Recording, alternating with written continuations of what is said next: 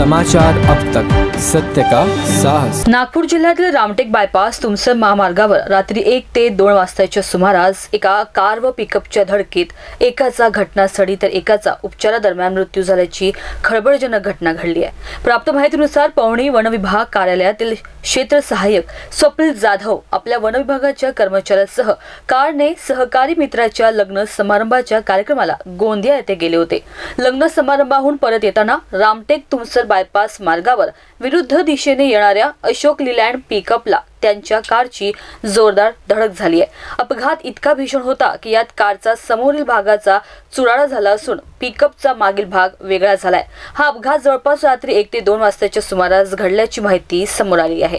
या अपघातात पवनी वन विभागात कार्यरत असणारे क्षेत्र सहाय्यक स्वप्नील जाधव वय 35 वर्ष यांचा घटनास्थळीच मृत्यू झाला, तर सोबत असलेले मनोज इनवाते वय 35 वर्ष यांचा देखील उपचारादरम्यान मृत्यू झाल्याची माहिती समोर आली आहे।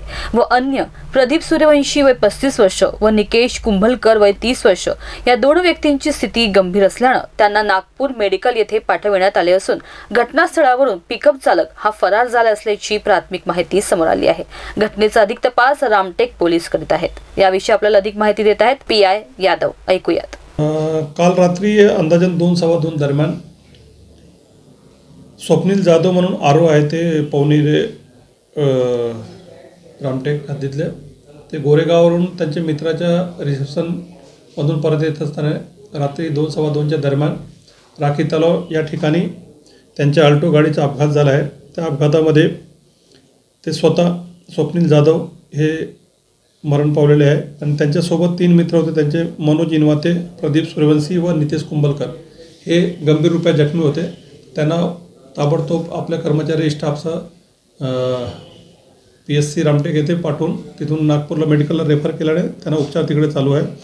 त्या संबंधाने चंद्रभान बाजीराव परतेती यांच्या तक्रारीवरून पोलीस स्टेशनला 279, 337, 338, 304 प्रमाणे गुन्हा दाखल करण्यात आलेला आहे आणि यामध्ये जे आरोपी वाहन चालक आहे तो MP 28G 4771 हा घटनास्थळावरून फरार झालेला आहे।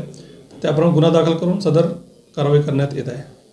समाचार अब तक साठी रिंकू पांतावणे, नागपूर।